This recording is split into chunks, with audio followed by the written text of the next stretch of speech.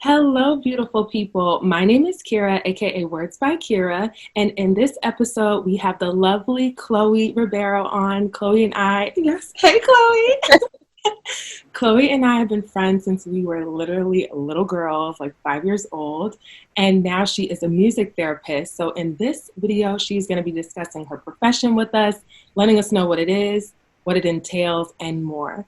I do videos based on self love and promoting community and hopefully tips that lead to a better life. So, if you're interested in content like that, then hit the bottom right subscribe button and let's get into it.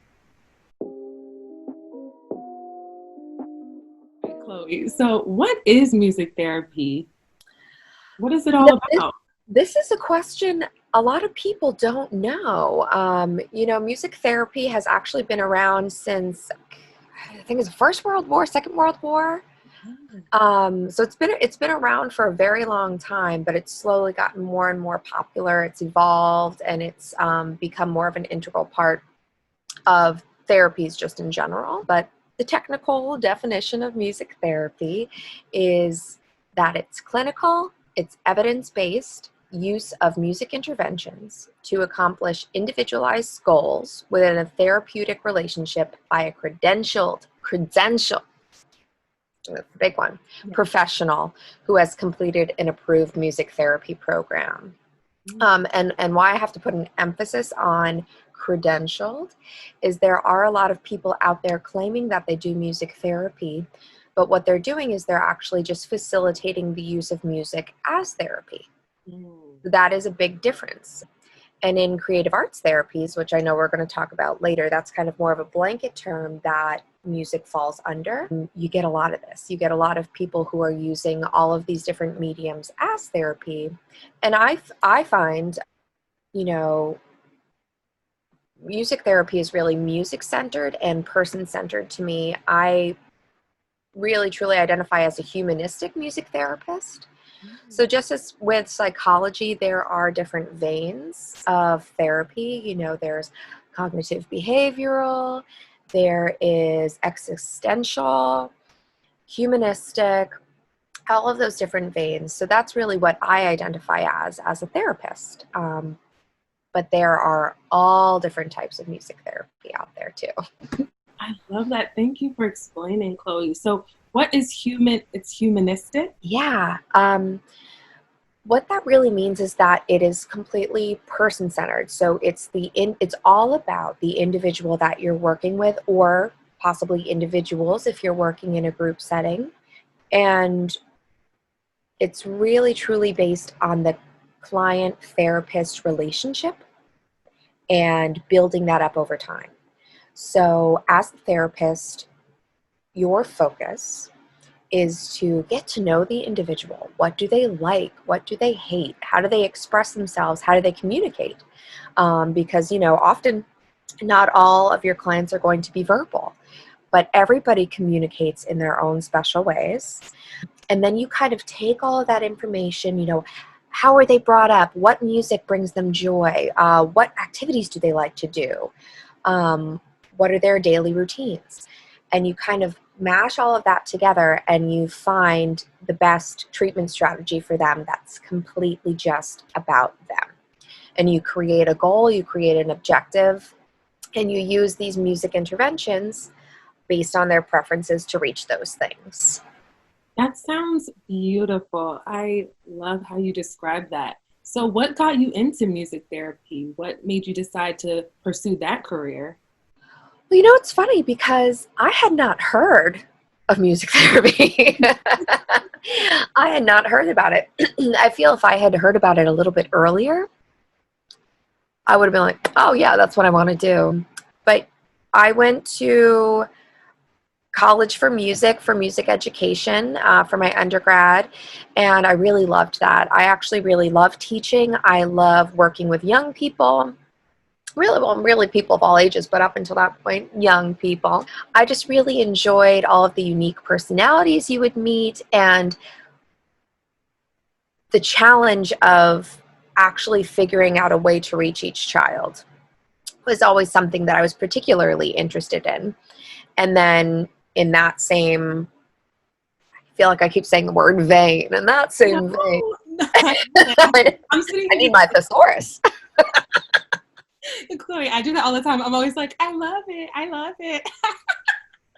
That's English. I'm listening to you, but I'm just sitting here like this really is like the perfect career for you for your music and your just your personality, how you connect with others. So I'm sorry, I was just like kind of sitting here listening, but like also like, yeah, this is so. Oh, thank you. Yeah, it's I just love getting to know people, and I love finding out what makes them tick. What they love, like what brings them joy, what makes them happy. And then, in music education too, nowadays, music is one of the only courses that you'll take during school that is fully integrated with all types of learners. Yeah. So not only typically developing children, but also atypically developing children. So, you have kids with autism, you have kids with all sorts of different special needs, dyslexia, all these different things. And for their core curriculum subjects, they are separate. Yes. Right? They have their different classes. Even us, growing up, we had different levels, grade level, blah, blah, blah, blah. But then for music, for art, for gym, for all of those like specials, we're thrown in all together again, right? So there's also this idea of how am I going to reach this student while reaching all of these other students? And how am I going to kind of build this sense of community in the classroom too? So I started to really kind of fixate on special education within music education. And I started looking at grad schools like the beginning of my junior year. And I was looking for something because I'm a procrastinator. We know this about me if you know me. But I knew if I did not go right into, I just knew myself. If I knew I needed to go right into that grad program, or I didn't know if we were going to be doing it. So that's just a reality. It's important to know your learning style. Very important. And so I was looking for special music education, things like that. That didn't exist. So you could go into just special education. You could go further into music education, but there was nothing that bridged the gap. And then I kind of just stumbled upon music therapy. And I realized that my education philosophy fit into some of the main tenets of what makes music therapy. And I was just like, wow, like this is so crazy. I've never heard of it. And yet I was writing these things that, at school, they make you write your philosophy and all of these things. And I was just like, wow, wow, wow, wow, wow. And all these things started connecting, and I did more research, and I asked my teachers about it, and they actually had like a music therapist come in and do a demo, which was really very cool. And I just knew that that is what I wanted to do. Chloe, it's so inspirational, the fact that you, like, first you said you knew yourself and you knew that, hey, if I don't keep going with my schooling, I don't know if I'm going to get this education on the grad level. So you applied yourself, you got it done, and wow, you knew you wanted to teach music, but you also wanted to have the skill set to be able to teach people with special needs and do special education. And then lo and behold, from your research and from your discovery, you find music therapy. Wow. That is boss moves, Chloe, for real. It was like eye-opening for me. It was really just wild. Some things are just meant to be out there. You just got to look for it, Absolutely. Absolutely. So what was the process like in pursuing music therapy once you found out about it and you decided this is for me? So music therapy is kind of split up into these different categories. Like, what is the main focus? So all the different schools I was applying to, which there aren't a ton of programs still, it definitely is expanding. But I was looking at like Montclair, Temple, and Malloy. And what's unique about each of these is that Montclair, for example, is music centered. So it's definitely heavy on the music and using that music as a vehicle, right? Which is a part of music therapy for treatment. Temple is more of that psychology, like why are we doing what we're doing, which is a part of every music therapy curriculum, but it had a greater emphasis on that. And then Malloy was really about what neurologically is happening. So it's more science-based in that way. So that was kind of cool too, because I was like, wow, like I get to choose. Ooh. Well, there's even more that I have to like research and choose between. So I really had to think about, what was the most important thing to me in my learning, and who I wanted to be as a therapist. So I chose a music-based program. I chose Montclair, and I don't regret that decision. I think it was the perfect place for me to go, and I definitely was able to work on my music skills in conjunction with my therapeutic skills, and that really helped for me as a music therapist for sure. But it's crazy because as a music education major, I did have to play piano, I did have a guitar class, all these different instrument classes, but it's not the same as, playing and singing and being flexible and in the moment and so comfortable you don't have to look at your hands, like just all of these things. So I'm a vocalist. Yes. Kira, I know you are too. Yes. Our main instruments, right? And that is one of the main instruments of music therapy, but you also have to be competent, and preferably more than competent, on guitar and piano specifically. So you need to be able to play and sing at the same time. So you're using kind of like both of these parts of your brains, both of your hands. I guess we all have one brain, sorry, excuse me. And, and your voice at the same time. And so you're kind of like constantly expanding. It's like the patting your head and rubbing your tummy kind of thing, which is very interesting. So that was very, very cool. And, why do we use different music interventions? What do they mean? And how can you use the music to guide whatever situation you're in? And music is just so, like, it can capture so much, it encapsulates so much, and it's connected to so many memories, emotions, pieces of time, people, and it's just so powerful for you and for the clients that you work with. So, it is a lot of self-work in this field too. So getting to know yourself, getting to know how you tick, how you learn, all of those things, so that you can feel comfortable in a moment to provide a grounding space and all of those facets for the person that you're working with. That sounds phenomenal. Yeah. So for the clients that you work with, what do you hope to be able to achieve with them, or how do you hope to make their life benefit from the therapy that you're giving them? Right. So I work with people with developmental disabilities and medical frailties is the technical term. And I currently work at Matheny Medical and Educational Center and for Tempo Music Therapy. So I'll talk about Matheny first. So there, we're really looking to improve quality of life. I mean, I guess that's really therapy in a nutshell, regardless of what medium you're using. But people at Matheny, they receive physical therapy, speech therapy, occupational therapy, recreational therapy, and music therapy. Yes. Yeah. So, we have all these team meetings, and you find out about what they're working on in speech therapy, physical therapy, all these different therapies. And, you get to know them as like a diagnosis, right? And mobility, all of these things. And then you meet them and you get to know their musical preferences and more of like their human qualities, like their personality, all of these things.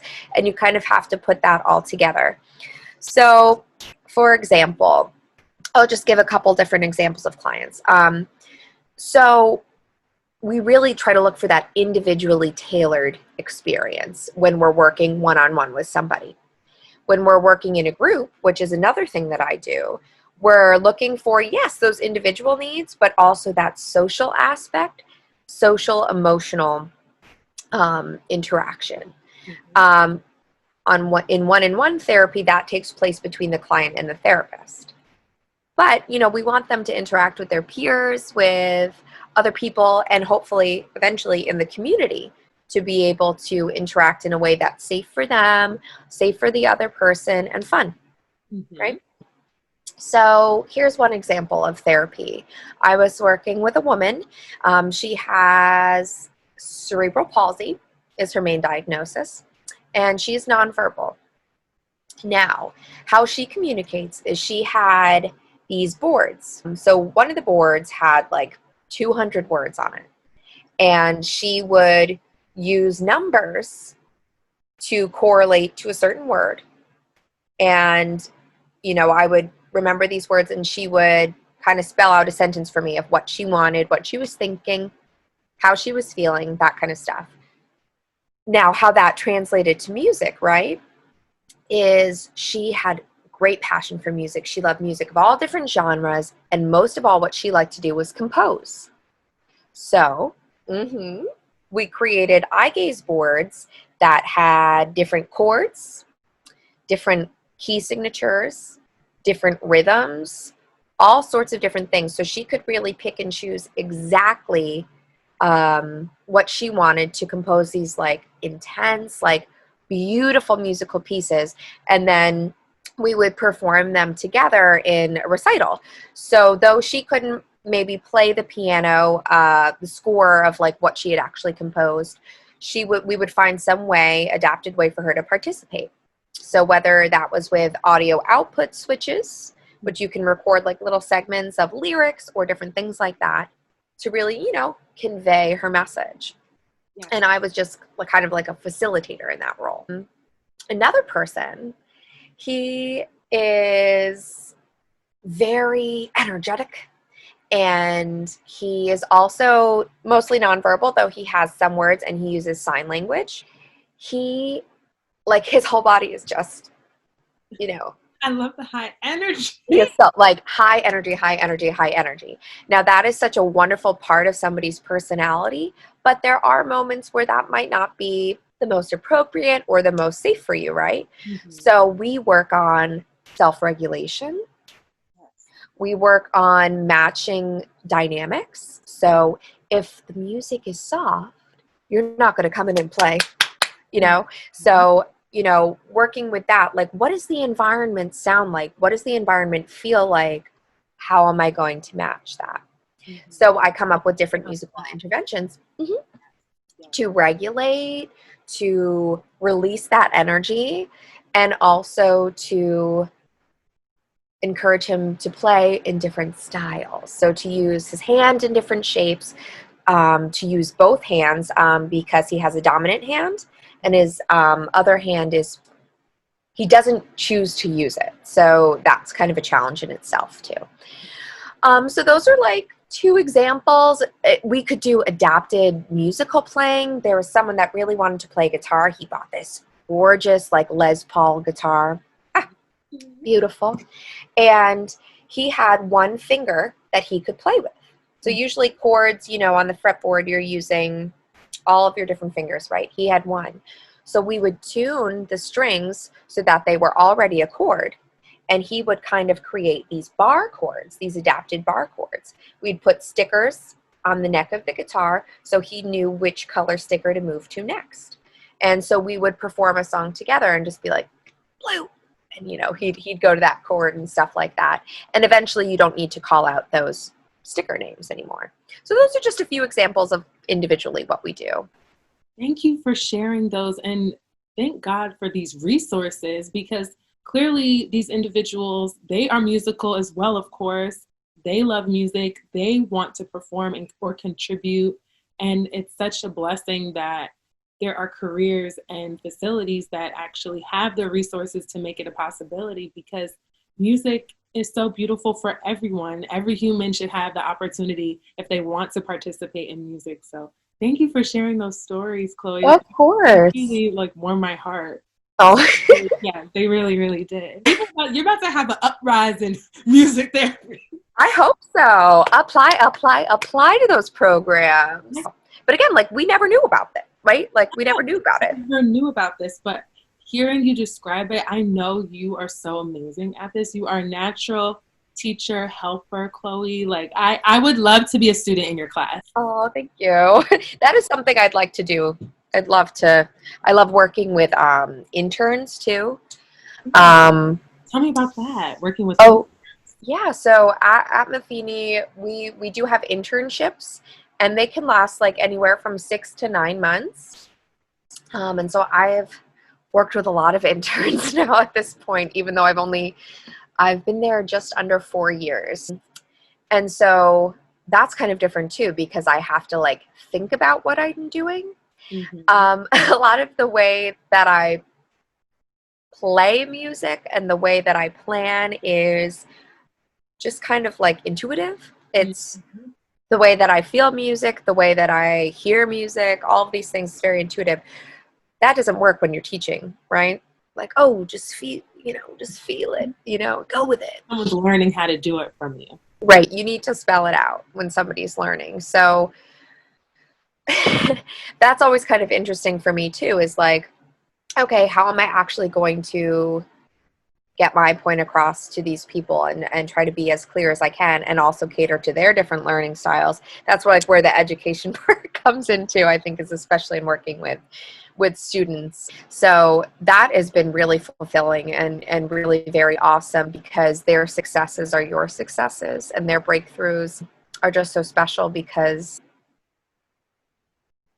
you wait and wait and wait and wait for something, and it finally happens and clicks for them, and you're just so excited. So, but yeah, we have like weekly supervision meetings where we work together in a group therapy session. So we'll actually co-treat, and internship usually starts with the observation period. So I'm just kind of demoing different sessions to them. They observe, they take notes, they ask questions, and then you slowly incorporate them into co-treatment. So maybe they'll do one intervention and you give them feedback, and then after a couple weeks they'll start doing two. Then eventually, they kind of take more of the lead on those sessions than the therapist, which is good. That's what you want. So it's just a constant of like, listening, giving feedback, and then trying it again, which is just very, very cool. It's very, very cool to see it all in action and to see it from a different perspective and to know like what it was like when you were a student, and then be like, yeah, I went through that too. I get it. Wow. Yeah, that's So very cool. anyone who's interested in pursuing this career or looking up internships, Chloe, you are giving such amazing tips. I'm sure Google's a resource and different things that you can do. You can always contact me if you're interested, and maybe I can forward it on to Chloe. And I think that this is such a beautiful and very important profession that you don't really talk about that much. It's kind of not being broadcasted as loudly. So I'm so happy, Chloe, that you came on here to talk about it with me. Was there anything else you wanted to talk about? Anything you wanted me to ask you? Oh yeah, a couple things.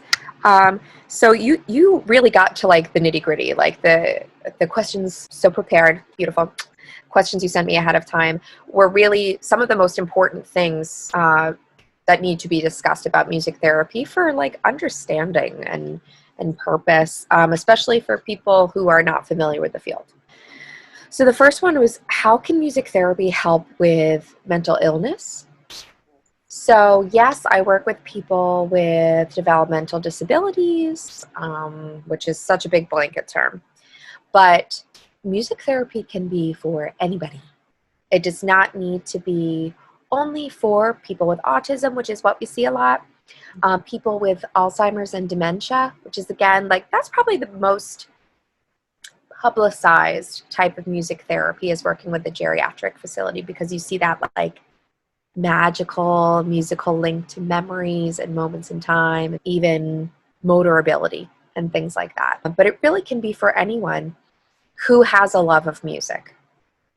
Now, if you're interested in maybe receiving music therapy, you can contact a music therapist, and the first thing that will happen is an assessment. So each music therapist, depending on where they work, who they work with, and just who they are as a person, has maybe even a selection of different assessment tools, which we receive and learn about in our schooling. And really, we are looking for how to individually tailor a music therapy session to you based on your interests, your preferences, and what you need, your strengths, all of those things. How can it help with mental illness? So, like I mentioned earlier, music is so intrinsically linked to so many things in your mind. It is linked to memory. It is linked to relationships, to specific people, to moments in time. And it can help you get a point across or convey an emotion when words fail. Believe you me, as wordy as I am, sometimes I cannot find the right words, which you might see an example of in this video too. But, I know a song that might get my point across, right? Mm-hmm. And it can also help you deal with grief. It can help you deal with addiction, all of these things, because what music therapy is doing is it's looking for a meaningful goal for you, a meaningful objective, and it's looking to inspire motivation, to promote change, and to really create this beautiful, nurturing dynamic between you and your therapist. So, it's warm, it's inviting, and because it's using music as this vehicle, it's a little less intimidating. I think. Though that depends on the person. Because your body just wants to move. You want to hum along, you want to sing along. Like, this is just a natural instinct that you have. Where opening up and speaking about a subject may be more difficult, in certain situations, especially the hardest subjects. And music also can really just hold you in a moment and hold you in an emotion. Even if you're not actively working through something, it's validating, regardless of what the actual work is being done. It just helps you embrace what you're feeling. I imagine it opens people up. Even if you, like you said, maybe someone who hasn't been really dealing with it or facing it, I think that it could definitely help facilitate like the walls coming down and your emotions more so coming to the surface. Because sometimes if you hear a certain song or melody, ooh, yeah, you can't hold back now. Why am I crying? And sometimes you don't know, and that's okay. You're just feeling what you need to feel in that moment. It can be for anybody. It is really what I wanted to convey with that. Oh, one important question I want to ask though is, okay, so you are helping people, giving people therapy, and we all know that is expending a lot of energy, even though it is beautiful and beneficial. I can only imagine, girl, what it's like some days. So what do you do to replenish your energy and to give yourself self-care? So burnout is in every career. It's something that is, I don't think, addressed as heavily as it should be. Mm-hmm. Giving yourself that time to relax, to rejuvenate, to take a break. It's so important for mental health. It's so important for you to be effective and to enjoy what you're doing. Even if you love it, just the energy that you expend each day doing that, it's draining. So actually, my thesis project was on self-care, especially during the internship, because that is something I think that is so valuable to learn from the get. To know yourself, to know what helps you, and to incorporate that into your daily or weekly or monthly, whatever it is, routines. So for me, it's kind of like, as a therapist, a music therapist, you feel after a while you're just learning music for work. Mm-hmm. And it loses its almost joy, I guess. It can lose its joy, and it just feels like work. Mm-hmm. Music shouldn't feel like work, but because that's what I do, it does. So I really enjoy learning songs that are just for me, just on my time at home. And what else do I like to do? Self-care. Oh, I exercise a lot. I run. I do classes virtually now where we are in this pandemic. I read a lot. I Some of my self-care, my favorite self-care is kind of like escapism. Mm-hmm. So I love like immersing myself in a good book.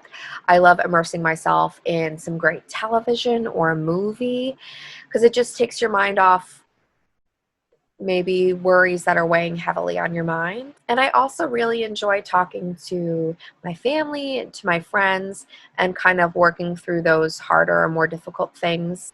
When things really become overwhelming, I sometimes will write it down, either in like a journal type subject. What do I mean?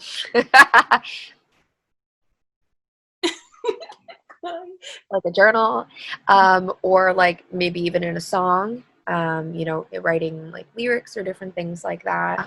I love that you have that long list, Chloe. Some of the stuff. Oh yeah, Yes. It's thank you. Yeah. important. You can pick and choose, like, okay, what do I want to do today for my self-care? And oh, I love it. And we like a lot of the same things. So Yeah.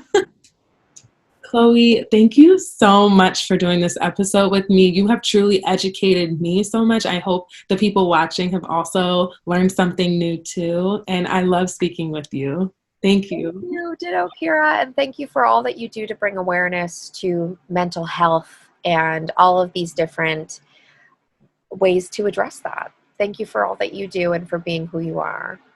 Thank you for being who you are, Chloe. I love you. Love you, girl. Thank you guys for watching. Bye. Bye.